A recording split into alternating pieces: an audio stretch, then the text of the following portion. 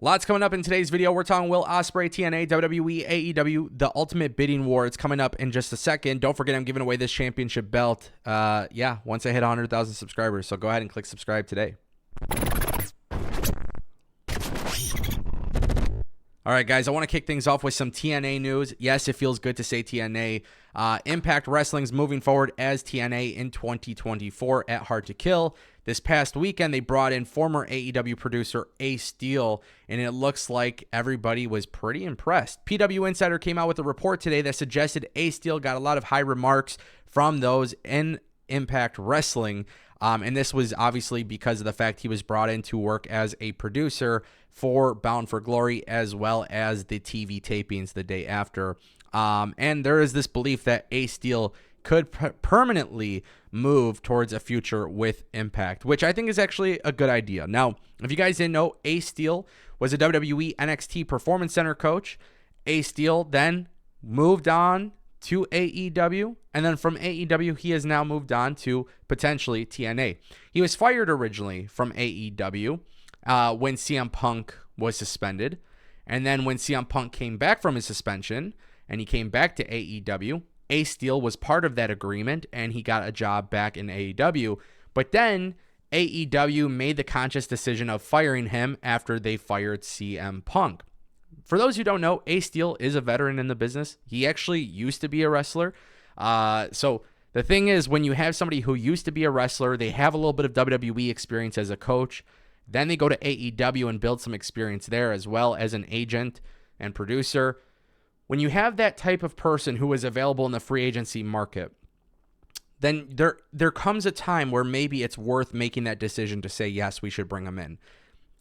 If the praise backstage was very good and it was a positive atmosphere and Impact Wrestling was happy with Ace Steel, I 1,000% support the idea of him coming in full time. If Ace Steel is somebody who goes into Impact and TNA and creates drama and creates problems for the company, then obviously it's a no-brainer he should not be there. But it doesn't seem like that's going to be the case. And obviously when it comes to the CM Punk drama in AEW and everything that had happened there, the big thing that people need to realize is that it was a lot of he say, she say, right? That's the reporting. There was mixed reporting on everything that ever happened. So it's not necessarily fair to say, oh, well, Ace Steel is a problem or CM Punk is a problem, and then not necessarily be open idealistically to the other half of that, which was Kenny, the Bucks, and whatnot. So ultimately, at the end of the day, I don't think it's fair to put a personal opinion on this individual when it's just coming off of reports or whatever.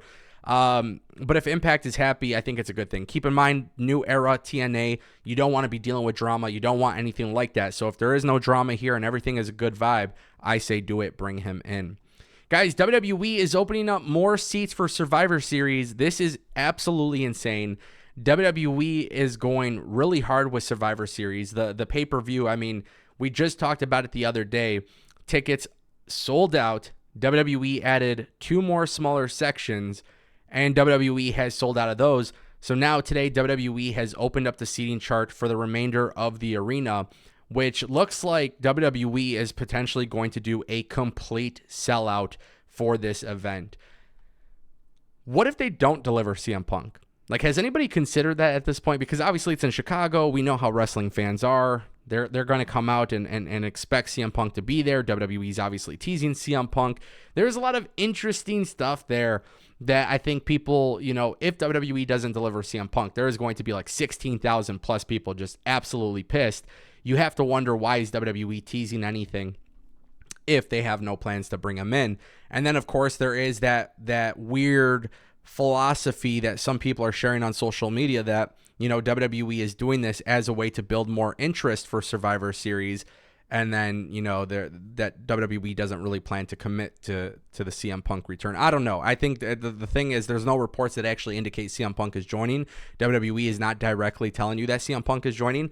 Yes, there's been subtle hints and stuff like that, but I don't think it's still a good look for WWE. Even though they're not telling you CM Punk's going to be there, I don't think it's a good thing for WWE to keep doing the teases and stuff if you're not going to deliver on what people are starting to figure out, which is the possibility of CM Punk in WWE. And then, of course, you got to think there's always that possibility whether you want to admit it or not, but there's always that possibility that CM Punk could always come back to AEW, and there's always that possibility he can go to TNA. You can never say never in the wrestling business, and that's something that I've learned, throughout all my life. There's been so many scenarios where wrestlers have said really mean things about WWE, and they said they would never come back, and then they do come back, right? And then there's people who say they're going to retire, and next thing you know, they show up in a different company the week later. So, like, you can never say never. It's not out of the realm that WWE brings in CM Punk, and it's not out of the realm that they don't.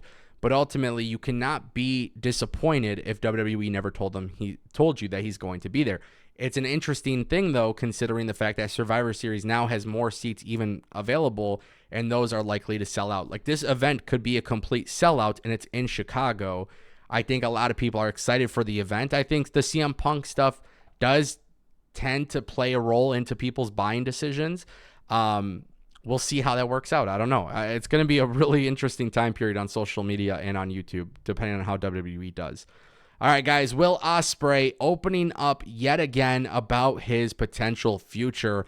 While speaking with metro.co.uk, he spoke about his future in the business, and it's crazy, man. He says, although we've spent so much money on our new kitchen, we are open to the idea of relocating to the United States.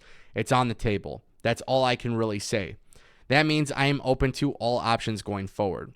He also noted that there is some interest in a potential match with Seth Rollins. We know Seth Rollins and Will Ospreay have had like a little bit of a back and forth in the past. He says, but now it's time for me to really gauge and see what's out there. So the Seth thing does intrigue me quite a lot. I heard him say in a promo, his 100% is the best in the world. While I can sit here comfortably and say that I am one of the top wrestlers in the world right now, there is other things to learn. Do I have an ego about this stuff? Of course I do. Look at the catalog and look at what I've delivered. So not only has Will Ospreay been very open and vocal about potentially coming to TNA, not only has he expressed verbally that he is excited about TNA and very happy with his experience in TNA, not only do we hear that, but we also see what he's doing in AEW, and then you got to factor in WWE. And I've said this in a previous video. Today, actually, I spoke a little bit about why Will Ospreay should be in TNA, because he could be the guy leading the charge. He's never had the machine behind him. You know what I mean? And look, you could go to AEW, you could go to WWE, you could get paid a lot. I'm sure that will happen with Will Ospreay. I think he is the biggest free agent in February. I think if you are Will Ospreay and you really, really want to show people that you don't need WWE or AEW, I think you go to TNA. Obviously, you have to factor in money. You have to factor in so much more than just being on TV. And I know some people might try to cast doubt on TNA, but they have something cooking right now. And you can't cast doubt on WWE because Will Ospreay changed his tone towards WWE. Before it was never, now it's a possibility. And then obviously AEW could always make sense because of his relationship, his experience with New Japan, and their relationship with AEW allows him to come in. But if he wants to be the guy, you go to TNA. And if you want to get paid, you go to AEW or WWE. And who knows, maybe TNA, new era, maybe a little bit more money comes his way. So we'll see what happens, guys. I'm excited. It looks like it's going to be a bidding war. I can see him going to WWE. I can see him being successful in WWE. I can see him being very successful in TNA, obviously. And I can see him being very successful in AEW. And that's the type of free agent that you're looking at. I don't think there's a wrong decision.